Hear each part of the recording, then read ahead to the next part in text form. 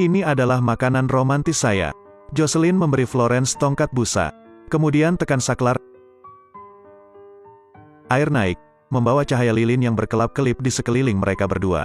Kolam renang berubah menjadi restoran bawah air. Jocelyn turun dari kursi rodanya, meminjam air, dan mendekati Florence. Gaun merahnya berkibar. Suasananya begitu romantis. Jocelyn adalah orang kaya tapi menyamar sebagai orang cacat. Karena dia ingin menantangku, jadi Jocelyn menyamar dengan berbagai cara untuk mengencani si cantik. Tapi dia selalu berpegang pada prinsip cintanya. Sabtu panggilan untuk menembak, hari Minggu bersama, tetapi pada hari Senin, mereka pasti putus. Dia akan menghadapi pergantian peristiwa dalam permainan cintanya sendiri. Jocelyn pergi ke rumah mendiang ibunya untuk mengumpulkan relik. Seorang gadis dengan tubuh berapi-api masuk.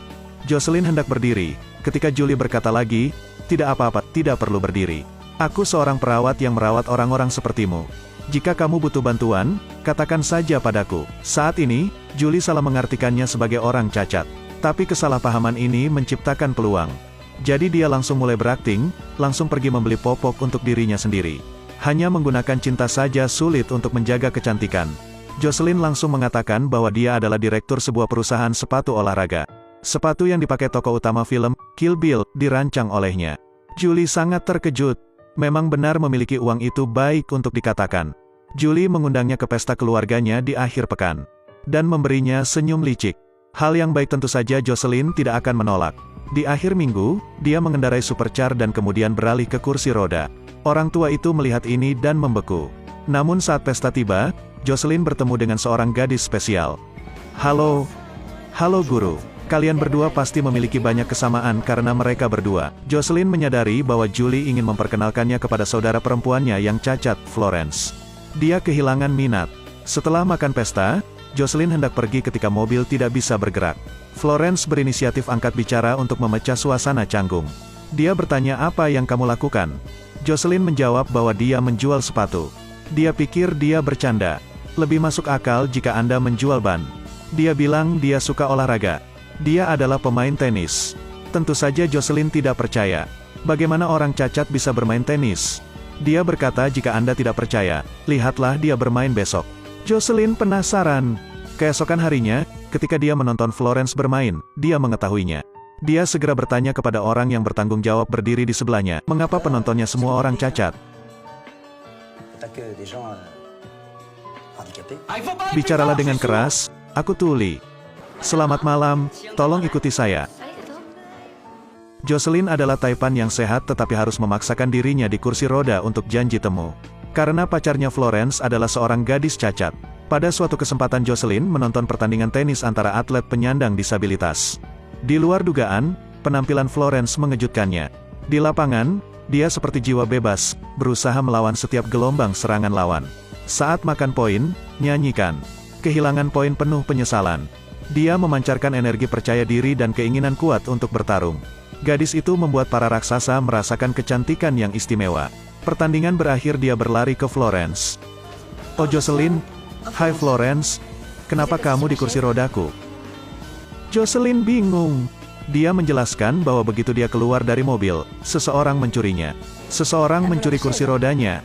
Josh buru-buru mengoreksi. Dia mengatakan kursi roda terus berdering jadi dia memperbaikinya, jadi dia meminjam mobilnya untuk duduk sebentar. Florence mengatakan jika Anda menyukainya, gunakanlah. Keesokan harinya, asisten mendengar bahwa Florence akan tampil di sebuah teater di Praha. Dia memberitahu Jocelyn. Tak disangka, gadis ini juga memiliki bakat seni. Jocelyn diam-diam datang untuk melihat. Florence naik panggung dengan tuxedo biru. Biola merdu terdengar dari biolanya.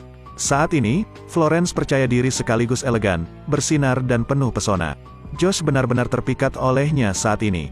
Pertunjukan baru saja berakhir. Josh sudah berada di kursi roda menunggu pintu keluar.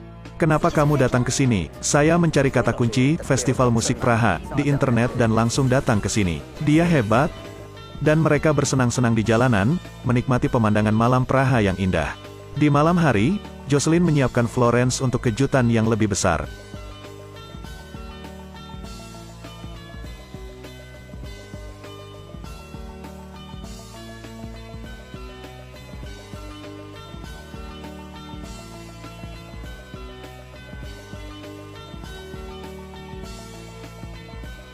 Namun hari bahagia itu tidak berlangsung lama. Julie mengetahui kebenaran dari apa yang dikatakan saudara laki-laki Jocelyn. Jocelyn hanya berpura-pura cacat. Dia kemudian memberitahu Florence segalanya. Tapi melihat wajah bahagia kakaknya, dia tidak bisa berbicara. Pada titik ini, Florence berkata lagi, "Tolong, apakah kamu tidak mengerti? Jocelyn bisa berjalan normal. Dia awalnya bukan orang cacat." "Hai. Aku baru saja memukul orang cacat, itu terlalu berlebihan." Julie berkata dia akan mengatakan yang sebenarnya sendiri. Karena itu, dia pergi. Jocelyn juga berdiri. Yang mengejutkan Julie adalah adiknya mengetahui semuanya. Dia bukan orang cacat. "Bagaimana Anda tahu?" "Karena aku cacat." Dia mengatakan pertama kali dia melihat lumpur di sepatu Jocelyn. Tapi jadi apa? Florence yang duduk di kursi roda tidak bersalah itu tidak mengungkapkan segalanya untuk bersenang-senang. "Aku ingin menggunakan kebohongan yang cerdik untuk ditukar dengan kebahagiaan." Perasaan dicintai benar-benar hebat. Mata Julie berkaca-kaca, dia mengkhawatirkan adiknya. "Jadi, saat dia bangun, apa yang akan kamu lakukan?" "Tidak apa-apa, ucapkan selamat tinggal."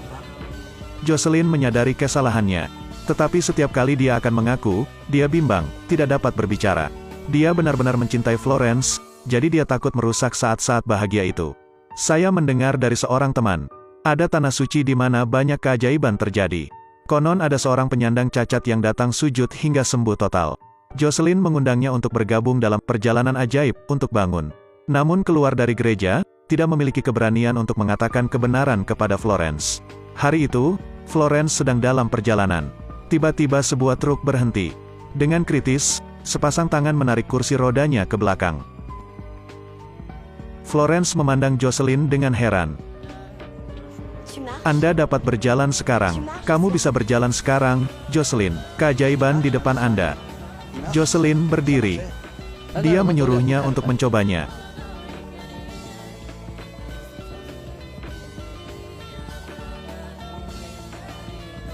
Aktingnya yang kaku membuat Florence hanya tersenyum kecut.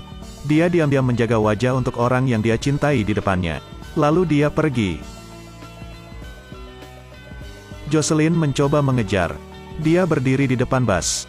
Dia masuk ke dalam mobil untuk menemukan orang yang dia cintai, Florence. "Saya malu. Tolong inti saya." Beberapa minggu kemudian, Jocelyn membuka kategori bisnis baru. Dia tertarik dengan pasar olahraga untuk penyandang cacat. Jocelyn mengadakan maraton. Anda mendaftar untuk diri sendiri, menjalankan pintu. Jocelyn yang sudah lama tidak aktif telah melakukan yang terbaik. Dia jatuh ke tanah dan kehabisan napas. Pada saat ini, suara familiar dari kursi roda terdengar lagi. "Ada apa? Kamu sudah menyerah tanpa mencapai tujuanmu." "Kenapa saya di sini? Kenapa kamu datang ke sini?" "Karena saya mencari kata kunci, Festival Musik Praha, di internet, saya datang. Karena kabar baik, saya juga mencari kata kunci, maraton, di internet dan datang ke sini. Naik. Kita lari bersama." Florence membawa Jocelyn di kursi roda ke sorakan penonton di sekitarnya. Saat ini, Jocelyn adalah orang yang paling bahagia. Kedatangan Florence membuatnya merasa hidup. Semoga Anda juga menikmati hidup, cobalah bernafas, cobalah untuk bersikap positif dalam segala hal.